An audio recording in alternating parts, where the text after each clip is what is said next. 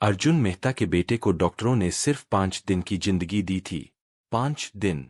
और उन्हीं 5 दिनों में, जब उम्मीद और निराशा के बीच की रेखा मिट रही थी, तकदीर ने उसके रास्ते में एक सड़क का बच्चा ला दिया। एक ऐसा बच्चा जिसके पास कुछ भी नहीं था, लेकिन जिसने सब कुछ दे दिया। मुंबई की शाम ढल रही थी। ऊंची इमारतों की खिड़कियां सुनहरी रोशनी में चमक रही थीं, और नीचे की गलियों में जिंदगी अपने आखिरी सांसों तक भी मुस्कुरा रही थी। अर्जुन अस्पताल की छत पर खड़ा था, उसी नज़र से शहर को देख रहा था, जिससे वो अपने बिजनेस को देखता था, ठंडे दिमाग से, बिना किसी भाव के, दूर से। मगर आज पहली बार, उसके पास किसी चीज पर काबू नहीं था। अंदर, सफेद दरवाजे के पीछे, उसका 8 साल का बेटा जिंदगी और मौत के बीच लड़ा रहा था। आरव। नाम जैसे किसी प्रार्थना की गूंज बन गया था। वही बच्चा जिसके लिए अर्जुन ने पूरी दुनिया जीत ली थी। डॉक्टरों ने साफ कहा था, अब कुछ नहीं हो सकता। 5 दिन, 2 शब्द, जिन्होंने अर्जुन का साम्राज्य गिरा दिया, जैसे कोई तूफान सब कुछ उड़ा ले गया हो। मीरा, उसकी पत्नी, बिस्तर के पास बैठी थी। हाथ जोड़े, आंखों से आंसू गिरते हुए, बिना आवाज के दुआ मांग रही थी। अर्जुन दरवाजे पर खड़ा था, अंदर जाने की हिम्मत नहीं थी। अब उसके पास कहने को कुछ नहीं था। पैसे की ताकत आज बिल्कुल बेबस थी। रात को वो बिना गंतव्य के निकल पड़ा। बारिश हो रही थी। सालों बाद उसने ड्राइवर को नहीं बुलाया। बस चल पड़ा, अकेला। शायद सजा देने के लिए खुद को, या शायद जवाब ढूंढने के लिए कि कहाँ वो इंसान खो गया। सड़कें गीली थीं, जिंदगी से जूझते लोगों से भरी हुईं, और उस भीड़ में अर्जुन का ध्यान एक जगह हटक गया। एक बंद दुकान के शटर के नीचे, एक छोटा बच्चा बारिश में नाच रहा था। कपड़े फटे हुए, बदन गंदा, मगर चेहरे पर मुस्कान थी। कोई संगीत नहीं, कोई तालियां नहीं, बस बारिश और वो, जैसे दुनिया अभी भी अच्छी हो सकती है। अर्जुन वहीं रुक गया। वो बच्चा घूमता, फिसलता, फिर उठ जाता, और जब उसने देखा कि कोई उसे देख रहा है, तो ठहर गया। आप दुखी है, अंकल? उसने पूछा। अर्जुन चौंका। नहीं, बस थका हुआ हूं। तो नाचिए, बच्चे ने कहा। जब हम नाचते हैं, तो दुख हमें ढूंढ नहीं पाता। अर्जुन के होठों पर हल्की मुस्कान आई। और तुम यहाँ क्या कर रहे हो? यहीं रहता हूं, उसने सहजता से कहा। बारिश अच्छी लगती है, साफ कर देती है सब कुछ। अर्जुन कुछ नहीं बोला, बस देखता रहा। वो बच्चा फिर नाचने लगा, जैसे जिंदगी आसान हो, और अर्जुन के अंदर कुछ टूटने लगा। तुम्हारा नाम क्या है? रवि, उसने कहा, दांतों में एक कमी और दिल में पूरा गर्व। और आपका? अर्जुन। राजाओं वाला नाम है, मगर चेहरा ऐसा है जैसे ताज छिन गया। अर्जुन हंस पड़ा। महीनों बाद उसने ऐसे हंसा था। उन्होंने कुछ देर बातें की। रवि ने बताया कि उसकी माँ अब नहीं है, और वो 6 साल की उम्र से सड़क पर है। अर्जुन ने जाने से पहले उसे पैसे देने चाहे। रवि ने सिर हिलाया। नहीं चाहिए, अंकल। बस आप कल फिर आइएगा। आपको नाचना ज्यादा जरूरी लगता है मुझसे। वो शब्द अर्जुन के दिल में गूंजते रहे। और सुबह जब सूरज निकला, अर्जुन उसी दुकान के सामने खड़ा था। रवि सो रहा था। अर्जुन ने पास जाकर चुपचाप एक रोटी रखी। बच्चा जागा, मुस्कुराया। मुझे पता था, आप आएंगे। कैसे? जो दिल से देखता है, वो हमेशा लौटता है। अर्जुन स्तब्ध रह गया। एक सड़क का बच्चा वो सब समझ गया था, जो उसने अपनी अमीरी में खो दिया था। उसने रवि को नाश्ते पर ले गया, और जब वो उसे देख रहा था, उसे महसूस हुआ, रवि की उम्र उसके बेटे के बराबर थी। और उसी पल, बिना जाने, दोनों की जिंदगियां एक दूसरे से जुड़ गईं, हमेशा के लिए। उस सुबह, रवि के साथ लिया गया चाय और ब्रेड का नाश्ता अर्जुन के लिए कई हफ्तों में पहली बार शांति का पल था। सड़क किनारे की छोटी सी दुकान, जहां धूल और चाय की महक मिलकर एक अजीब सी इंसानियत बना रही थी। रवि बहुत बोलता था, सच्चाई से, मासूमियत से। हर शब्द जैसे अर्जुन के दिल पर दस्तक दे रहा था, रिमाइंडिंग उसे कि वो भी कभी ऐसा ही था। आपके बच्चे हैं, अंकल? रवि ने पूछा, मुंह में ब्रेड का टुकड़ा दबाए। अर्जुन कुछ पल चुप रहा। हाँ, एक बेटा, बहुत बीमार है। रवि की आंखें गहरी हो गईं। वो ठीक हो जाएगा।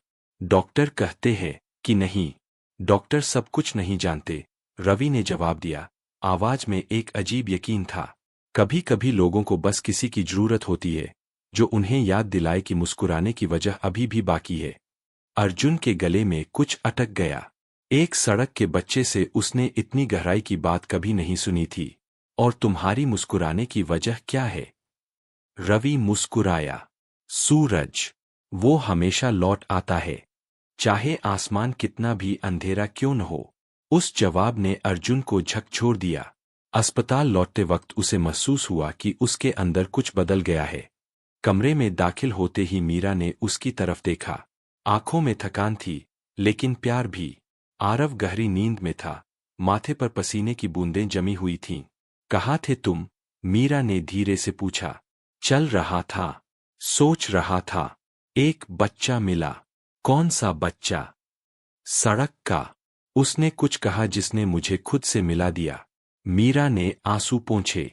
अर्जुन, तुम्हें आराम की जरूरत है। मगर अर्जुन को चैन नहीं मिला। रात भर वो रवि के बारे में सोचता रहा। उसकी सादगी, उसका यकीन, उसका बेफिक्री में छुपा साहस। अगले दिन वो फिर लौटा। रवि वही था, जैसे जानता हो कि अर्जुन आएगा। मुझे पता था आप आएंगे। इतना यकीन क्यों? क्योंकि जो उम्मीद ढूंढ रहा होता है वो हमेशा वहीं लौटता है जहां अभी भी भरोसा बचा होता है। अर्जुन बैठ गया। उन्होंने घंटों बातें की। रवि ने बताया कि वो ट्रैफिक सिग्नल पर फूल बेचता है और उसका सपना है एक नया जूता और एक कॉपी। अर्जुन सुनता रहा। और पहली बार उसने अपने दिल की बात कही। अपने बेटे की बीमारी, अपनी बेबसी, अपनी टूटन। रवि बस सुनता रहा, फिर बोला, कभी कभी भगवान चाहता नहीं कि हम किसी को बचाए। वो चाहता है कि हम सच्चे दिल से प्यार करना सीखें, जब तक वक्त है। अर्जुन की आंखों में आंसू भर आए। उस शाम वो अस्पताल लौटा। पहली बार बिना डर के, बिना गुस्से के। उसने बेटे का हाथ थामा और उसे कहानियां सुनाई, वही जो रवि ने सुनाई थीं। बारिश में नाचते बच्चों की, टूटे फूलों में भी खुशबू ढूंढने वालों की, नहार मानने वालों की। मीरा ने उसे देखा। उसे यकीन नहीं हो रहा था कि ये वही आदमी है। तीसरे दिन चमत्कार हुआ। आरव ने अपनी उंगलियां हिलाईं, हल्के से मगर जिंदा। अर्जुन, मीरा चिल्लाई। वो हिला। डॉक्टर दौड़कर आया। ये उम्मीद से बाहर है। अर्जुन झुक गया, बेटे का हाथ थामे। मैं यहां हूं आरव। उस छोटी सी हरकत ने सब बदल दिया। एक इंसानी करिश्मा, प्यार से जन्मा। अगली सुबह अर्जुन फिर रवि को ढूंढने निकला, मगर वो दुकान खाली थी। कई घंटे तक वो पूछता रहा।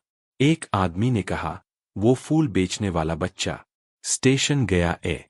अर्जुन दौड़ पड़ा। बारिश फिर शुरू हो गई थी और प्लेटफॉर्म पर वो वही बच्चा खड़ा था, हाथों में मुरझाए फूल लिए, मुस्कुराता हुआ। अर्जुन के आते ही उसने कहा, मुझे पता था आप लौटेंगे। तुम्हें नहीं पता कि तुमने क्या किया। अर्जुन की आवाज कांप रही थी। मेरा बेटा। उसने हाथ हिलाया। रवि मुस्कुराया। मैंने कहा था ना, सूरज हमेशा लौटता है। अर्जुन ने उसे गले लगा लिया और जिंदगी में पहली बार वो खुलकर रोया। रवि ने सवाल नहीं किया जब अर्जुन हाफते हुए बोला, मेरे साथ चलो। उसने बच्चे का हाथ ऐसे थामा जैसे किसी खाई के ऊपर लटकती रस्सी थाम ली हो। कार के शीशे पर बारिश टिक टिक कर रही थी, जैसे बेचैन घड़ी। रवि शीशे से गाल लगाकर अंदर झांकता रहा।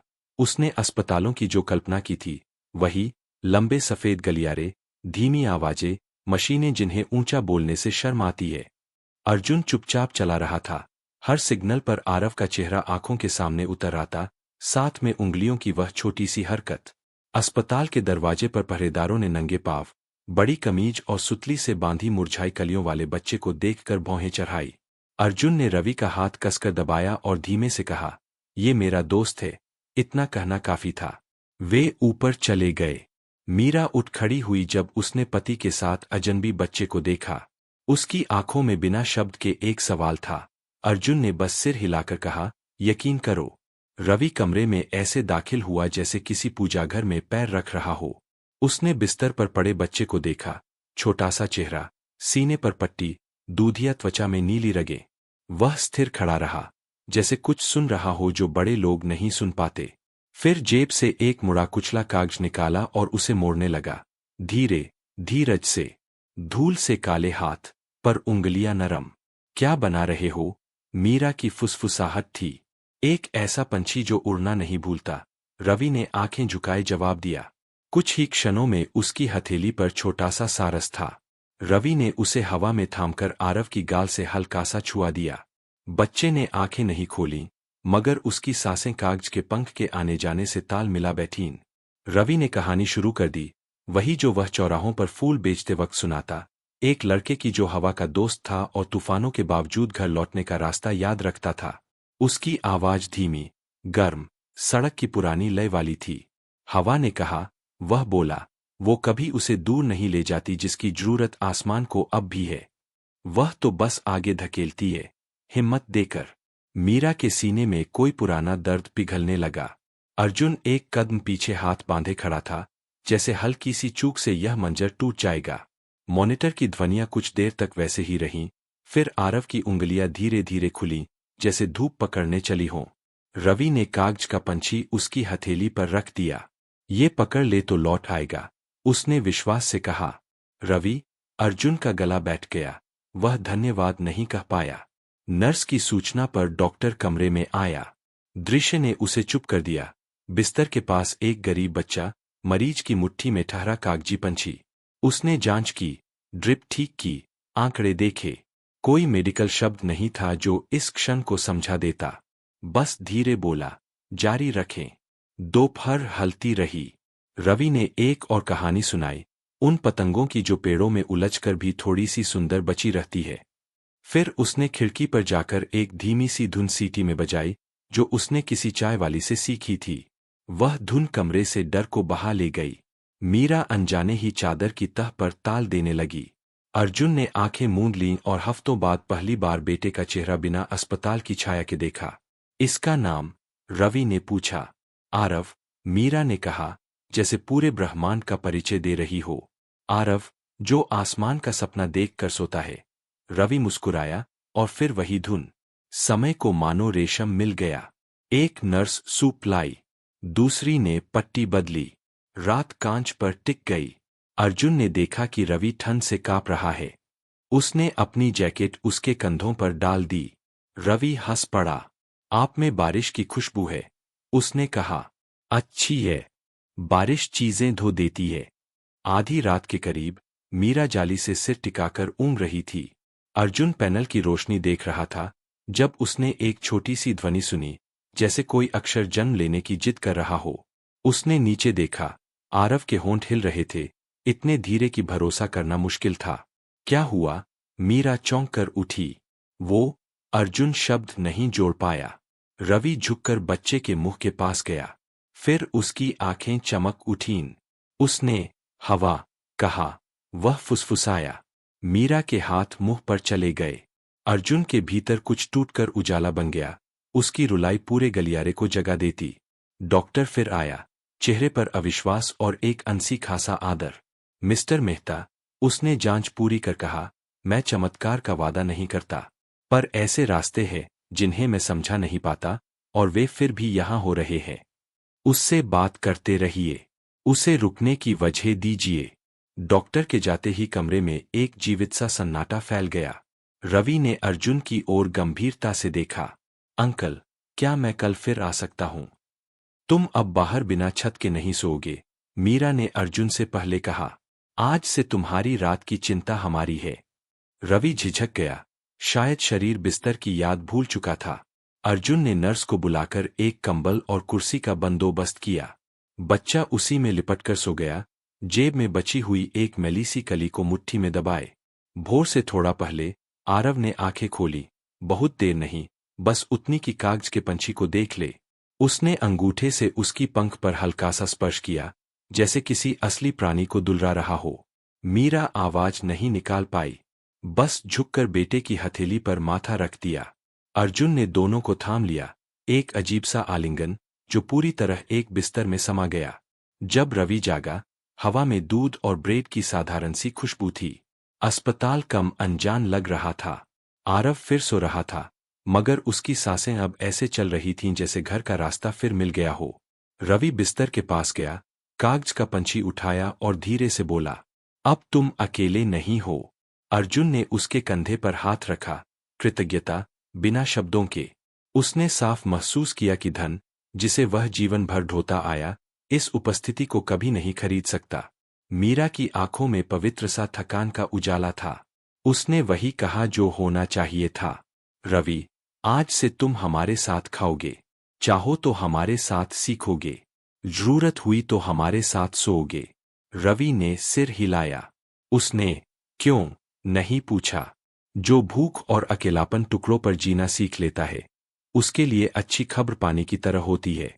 वह अर्जुन के पास आया, ठुड्डी ऊपर उठाई और धीरे से कहा, हवा लौट आई, अंकल। अर्जुन ने बेटे, पत्नी, कागज के पंछी और उस खिड़की की ओर देखा जहां से सुबह नरम कदमों से भीतर आ रही थी। उसे यकीन हो गया, कुछ अदृश्य इस कमरे को पार कर रहा है, उन्हें आगे धकेल रहा है। यह चमत्कार या विज्ञान नहीं था, यह एक नए घर की रूपरेखा थी। और भले ही आरव अभी नाजुक था, उनका घर, दीवारों से नहीं, लोगों से बना हुआ, आखिरकार खड़ा होना शुरू हो चुका था। मेहता का घर पहाड़ी पर था, चारों ओर कांच जैसे चमकते बाग, मगर अंदर ऐसा सन्नाटा कि सांस लेना भी गुनाह लगे। आरव की बीमारी के बाद हंसी जैसे कहीं खो गई थी। खिड़कियां बंद, हवा डरती हुई। उस सुबह जब कार गेट पर रुकी, चौकीदार ने नंगे पांव, फटे चप्पल वाले बच्चे को देखकर 2 बार देखा। उसे लगा गलती हुई होगी, मगर अर्जुन ने दरवाजा खोला, रवि का हाथ थामा और बस इतना कहा, घर में स्वागत है। रवि ठिठक गया। संगमरमर, फूलों की महक, बड़े दरवाजे, सब कुछ उसके लिए बहुत बड़ा था। उसने अर्जुन और मीरा की तरफ देखा, फिर उस भारी लकड़ी के दरवाजे की तरफ, जैसे किसी सपने से जागने से डर रहा हो। मीरा ने मुस्कुराकर कहा, यहां कोई तुम्हें सड़क वाला नहीं कहेगा, तुम बस रवि हो, और वो काफी है। उस दिन रसोई की हवा बदल गई। ताजी रोटी की खुशबू और रवि की बातें मिलकर घर में नई जान ले आईं। वो हर चीज का नाम पूछता, मिक्सर, ओवन, घड़ी। हर जवाब पर उसकी आंखें चमक उठतीं। आरव अब भी कमजोर था, मगर डॉक्टरों ने कहा था कि वो घर लौट सकता है। जब रवि ने उसे कमरे में देखा, वो भागा, घुटनों के बल बैठा और बोला, अरे योद्धा, हवा याद है ना। आरव ने हल्की मुस्कान दी। उस दोपहर दोनों साथ रहे।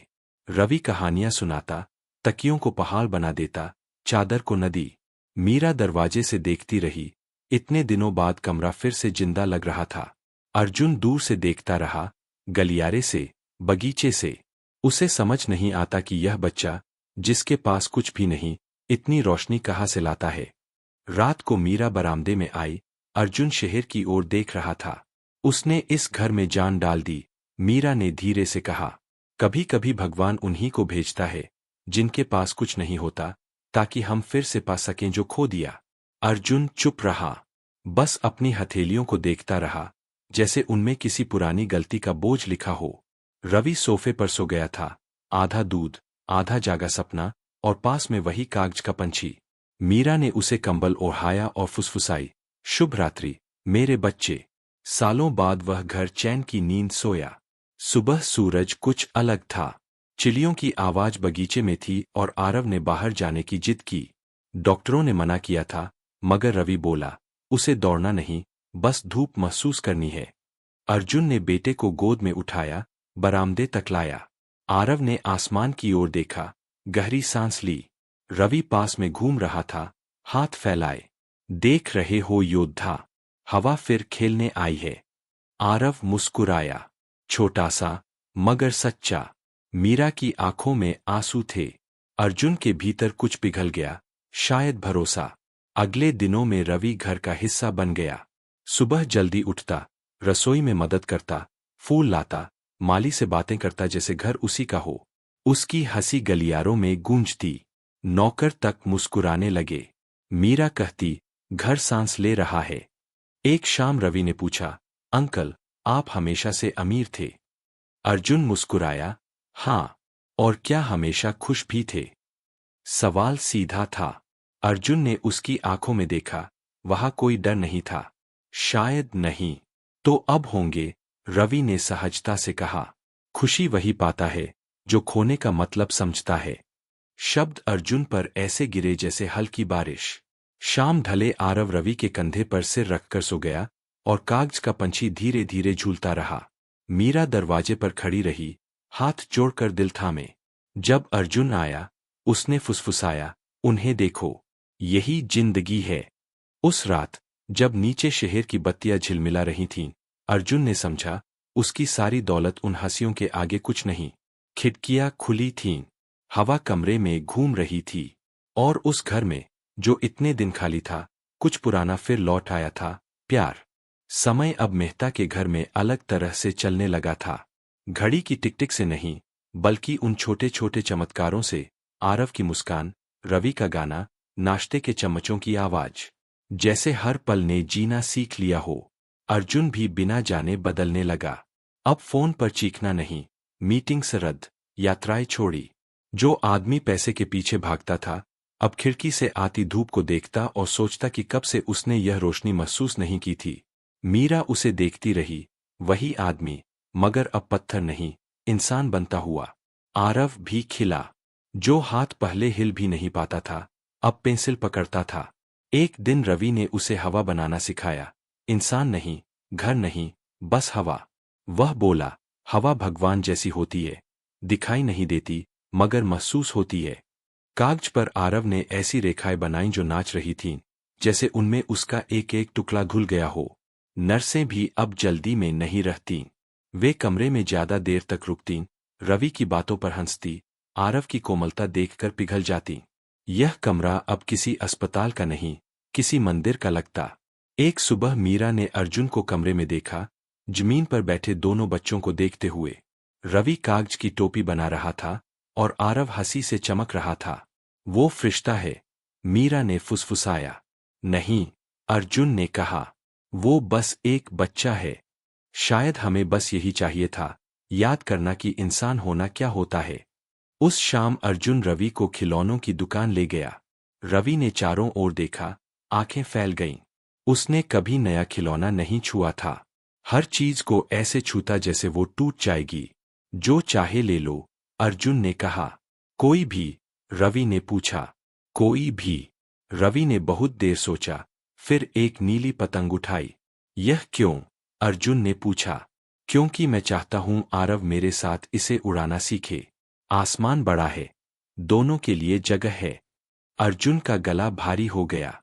सप्ताहांत पर तीनों छत पर गए। हवा तेज थी। रवि दौड़ता रहा, आरव को धागा पकड़ना सिखाता रहा, और अर्जुन की हंसी आसमान तक गूंज गई। पतंग ऊपर उठी, बहुत ऊपर, जैसे किसी ने उसे छुआ ही न हो। आरव ने चिल्लाकर कहा, रवि, देखो, वो नाच रही है। रवि हंसकर बोला, हवा खुश है, योद्धा।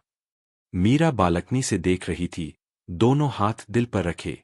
दो बच्चे, हंसता पति, उड़ती हवा, यही तो उसकी हर प्रार्थना थी।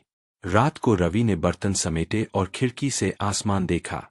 अर्जुन पास आया और पूछा, तुम्हें सबसे ज्यादा किस चीज की कमी लगती है?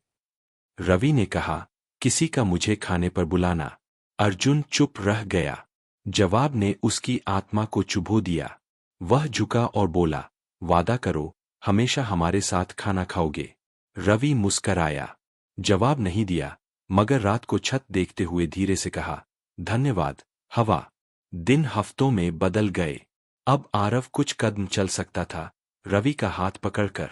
डॉक्टर आया, जांच की, फिर चुप रहा, फिर बोला, मेडिकल भाषा में इसे सुधार कहते हैं। मैं इसे प्यार की हरकत कहूंगा। अर्जुन की आंखें भर आईं। उसी दिन रवि ने एक कागज मांगा, बैठा और एक बड़ा गोला बनाया। ये क्या है? आरव ने पूछा। हमारे चारों ओर की हवा, रवि ने कहा। जब हम प्यार करते हैं, तो वो हमें गोल गोल घुमा देती है। मीरा दीवार से लगी रही, आंसू छिपाती हुई। अर्जुन ने दोनों को गले लगाया और कहा, तुम दोनों मेरे चमत्कार हो। रात को आरव ने पूछा, क्या तुम एक दिन चले जाओगे? रवि ने छत की ओर देखा और बोला, हवा कभी नहीं जाती, बस जगह बदलती है। आरव मुस्कराया, आंखें बंद कीं, और उस कमरे में जो खामोशी थी, वो खालीपन की नहीं, कृतज्ञता की थी। बाहर हवा चल रही थी, मगर इस बार किसी को डर नहीं था। मेहता परिवार की कहानी अब दिल्ली की गलियों में फूलों की खुशबू की तरह फैलने लगी। कोई नहीं जानता था कैसे, मगर पड़ोसी ने पड़ोसी से कहा, नर्स ने क्लिनिक में जिक्र किया, और कुछ ही दिनों में हर कोई उस बच्चे को जानने लगा जिसने अरबती अर्जुन मेहता के बेटे को फिर से हंसना सिखाया। मीडिया के कैमरे गेट पर पहुंच गए। अखबारों में हेडलाइन बनी, सड़क का बच्चा अरबती के बेटे की जिंदगी में उम्मीद बनकर लौटा। अर्जुन ने कोशिश की कि रवि को इस सब से बचाए, मगर दुनिया की जिज्ञासा को कौन रोक सकता था। एक दिन एक रिपोर्टर घर के अंदर आया। उसने रवि को आरव के साथ बगीचे में खेलते देखा, नंगे पांव, मगर खुशियों से भरा। आरव अब सहारे से चल पा रहा था, हंसता, दौड़ता। रिपोर्टर ने धीमे से कहा, मैंने ऐसा दृश्य कभी नहीं देखा। अर्जुन बोला, ये बस प्यार है सर, वो जिसे कोई पैसा नहीं खरीद सकता। रात को अखबार में तस्वीर छपी, गरीब बच्चे ने अरबती के बेटे को चलना सिखाया और जीना भी। कुछ ही घंटों में पूरी दिल्ली में यह खबर फैल गई। किसी ने लिखा, भगवान दूर नहीं है, वो कभी कभी नंगे पांव आता है। मीरा की आंखें नम हो गईं। अर्जुन ने सोफे पर सोए रवि को देखा और सोचा, यही बच्चा अब इस घर की धड़कन है। लेकिन हर कोई दयालु नहीं था। कुछ व्यापारियों ने अर्जुन पर व्यंग्य किया, कहा यह तो पब्लिसिटी स्टंट है। एक पुराने साझेदार ने लिखा, नई इमेज कैंपेन मुबारक हो। अगली सुबह अर्जुन ने कहा, शायद हमें मुलाकातें बंद कर देनी चाहिए, मीडिया इसे तमाशा बना रही है। रवि ने डरते हुए पूछा, क्या मैंने कुछ गलत किया? मीरा ने उसका हाथ थामा, नहीं बेटा, दुनिया बस अच्छाई पर यकीन करना नहीं जानती। आरव ने धीरे से कहा, अगर वो चला गया तो मैं फिर से बिस्तर पर लौट जाऊंगा। अर्जुन के भीतर कुछ टूट गया। उसने रवि को गले लगाया, तुमने कुछ नहीं किया बेटा, भूल मैं कर रहा था। रवि मुस्कुराया, हवा भी तो दिशा बदलती है, मगर लौट आती है। कुछ ही दिनों में सैकड़ों खत आने लगे, फूलों के साथ, बच्चों की तस्वीरों के साथ। एक माँ ने लिखा, मैंने भी अपने बेटे को खोया था, मगर आपके इस बच्चे ने मेरा विश्वास लौटा दिया। मीरा रोई और अर्जुन बोला, अब समझ आया, जो प्यार हमें यूं ही मिला, उसे बांटना ही असली आशीर्वाद है। रवि बोला, तो हमें वो हवा सब तक पहुंचानी चाहिए ना।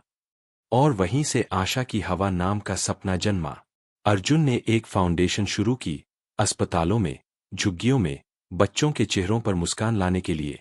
नाम रवि ने रखा, आशा की हवा, यानी आशा की हवा। एक बार जब वो कैंसर अस्पताल गए, एक छोटी बच्ची ने पूछा, क्या तुम मशहूर हो? रवि ने हंसकर कहा, नहीं, मैं तो बस हवा के लिए नाचता हूं।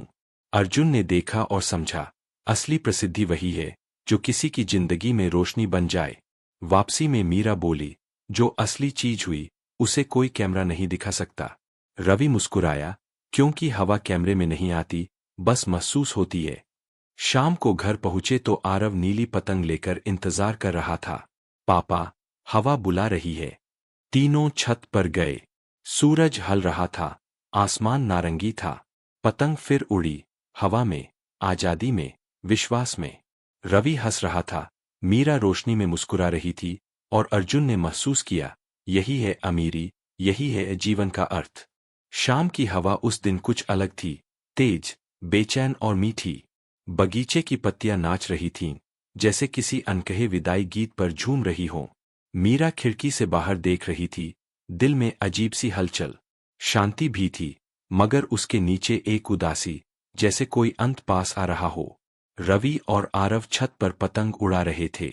वही नीली पतंग, उनकी दोस्त। हवा बहुत तेज थी, धागा कांप रहा था।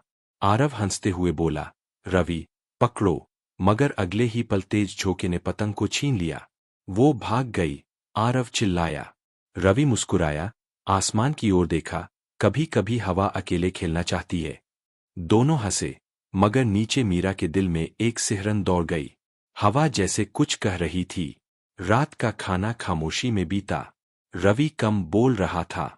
मीरा ने देखा, पर कुछ कहा नहीं। आधी रात को वो धीरे से उठा, बगीचे में गया। आसमान काला था, हाथ में वही कागज का सारस। उसने फुसफुसाया, धन्यवाद हवा, लगता है अब मेरा वक्त पूरा हो गया। सुबह फोन की घंटी ने सब बदल दिया। अस्पताल से कॉल था। एक लड़का नदी में किसी और बच्चे को बचाते हुए बह गया था। जब मीरा ने नाम सुना, जमीन खिसक गई। अर्जुन भागा, मीरा पीछे पीछे। अस्पताल में बिस्तर पर रवि लेटा था, चेहरा शांत, बाल गीले, हाथ में वही कागज का पंछी। नर्स ने बताया, वो बच्चे को धक्का देकर किनारे तक ले आया, मगर खुद ठंड से बेहोश हो गया। आरव लंगड़ाते हुए कमरे में आया। उसने रवि का हाथ थामा और बोला, तुमने कहा था हवा कभी नहीं जाती, तो जल्दी लौट आना, ठीक है? कमरे में सन्नाटा फैल गया। वो जो दर्द से नहीं, श्रद्धा से जन्म लेता है। अर्जुन घुटनों पर गिर पड़ा। उसकी आंखों से आंसू ऐसे निकले जैसे बरसों से रोके हो। उसने हमें जिंदा होना सिखाया और खुद हवा बन गया, उसने कहा। कुछ दिनों बाद रवि की अंतिम विदाई हुई। आसमान सुनहरे बादलों से भरा था। पहाड़ी की चोटी पर आरव ने वही नीली पतंग थामी। हवा तेज थी। उसने बोला, चलो रवि, अब हवा को मुस्कुराते हैं। पतंग ऊपर उठी, इतनी ऊंचाई पर कि आंखें नम हो गईं। अर्जुन दूर खड़ा था, मगर उसके दिल में पहली बार शांति थी। वक्त बीतता गया। आशा की हवा अब देश भर में फैल चुकी थी। हर शहर, हर अस्पताल में बच्चों के बीच मुस्कानें बांटी जातीं। हर कमरे में छत से एक कागज का सारस झूलता, जैसे रवि अब भी वहां हो। सालों बाद जब आरव जवान हुआ, वो पिता के साथ बगीचे में चला। उसने पूछा, पापा, क्या रवि हमें अब भी महसूस करता है? अर्जुन ने आसमान की ओर देखा। फूल हिल रहे थे, हवा गा रही थी। हाँ बेटा, वो हवा बन गया, और हवा कभी नहीं रुकती। आरव ने आंखें बंद कीं, चेहरा हवा की ओर उठाया। उस स्पर्श में उसने वही गर्मी महसूस की, जो प्यार, बचपन और ईश्वर से आती है। और कहीं ऊपर, नीली पतंगों के बीच, हवा ने फिर से गुनगुनाया, जैसे कह रही हो, मैं यही हूं। साल बीत गए, मगर हवा अब भी वही थी, चलती हुई, गुनगुनाती हुई, जिंदा। मेहता हवेली, जो कभी सन्नाटे से भरी रहती थी, अब बच्चों की हंसी और कदमों की आहट से गूंजती थी। बगीचे के बीचों बीच एक सफेद पत्थर था, जिस पर बस इतना लिखा था, रवि, वो बच्चा जिसने हवा को मुस्कुराना सिखाया। हर सुबह मीरा वहां फूल रखती। अर्जुन, अब सफेद बालों के साथ, बगीचे में टहलता और बच्चों को पतंग उड़ाते देखता। वो कहता, हर पतंग आसमान से आया खत है, रवि की ओर से। आशा की हवा अब किसी कंपनी से बड़ी थी। न कोई मुनाफा, न कोई सौदे, बस जिंदगियां जो बदल रही थीं। सड़क के बच्चों के लिए स्कूल बने, कला की कक्षाएं शुरू हुईं, और हर दीवार पर वही वाक्य लिखा था, हवा दिशा बदलती है, मगर लौट आती है। आरव अब जवान था, मजबूत और आत्मविश्वासी। वो नाचता था, ठीक वैसे ही जैसे रवि नाचता था, आजाद, बिना डर के। लोग पूछते, तुम्हें इतनी ताकत कहाँ से मिलती है? वो मुस्कुराता, हवा से। वो मुझे हर दिन सिखाती है, रुकना नहीं। एक दिन वो अनाथालय पहुंचा, जो रवि के नाम पर बना था। बच्चे उसके चारों ओर दौड़ आए। एक छोटी लड़की ने पूछा, अंकल, रवि कौन था? आरव मुस्कुराया, वो जिसने मुझे जिंदा होना सिखाया। दूसरी ने पूछा, क्या वो अब भी आता है? आरव ने आसमान की ओर देखा, हाँ, जब भी हवा चलती है, वो यहीं होता है। इतना कहते ही हवा चली। पर्दे हिले, जमीन पर रखी पतंगे उड़ने लगीं। बच्चे चिल्लाए, देखो, रवि आया। मीरा दूर खड़ी रो पड़ी। अर्जुन ने उसके कंधे पर हाथ रखा, देखा, घर अब कभी खाली नहीं रहेगा। मीरा बोली, क्योंकि प्यार कभी मरता नहीं, बस रूप बदलता है। सूरज हल रहा था। छत पर बच्चे पतंगे उड़ा रहे थे। आरव ने आवाज लगाई, चलो हवा को मुस्कुराए, जैसे रवि सिखाता था। सैकड़ों पतंगे एक साथ आसमान में उठीं, लाल, नीली, पीली, सफेद, और हवा उनमें घुल गई, जैसे खुद रवि खेल रहा हो। फिर अचानक एक नीली पतंग बाकी सबसे ऊपर चली गई, इतनी ऊंचाई पर कि आंखें उसे पकड़ न सकीं। अर्जुन ने आसमान की ओर देखा और मुस्कराया, जा बेटा, हवा को अभी भी तेरी जरूरत है। शाम की रोशनी धीरे धीरे मिट गई। बस हवा रह गई, नरम, गर्म और जिंदा। क्योंकि कुछ विदाइयां अंत नहीं होती, वो तो बस शुरुआत होती है। एक नई सांस, एक नई उम्मीद की। और जब भी दिल्ली की गलियों में हवा बहती है, किसी को लगता है उसने किसी बच्चे की हंसी सुनी है। शायद वो रवि है, या शायद खुद जीवन याद दिलाता हुआ। जिंदगी वही है जो किसी और के दिल को छू जाए,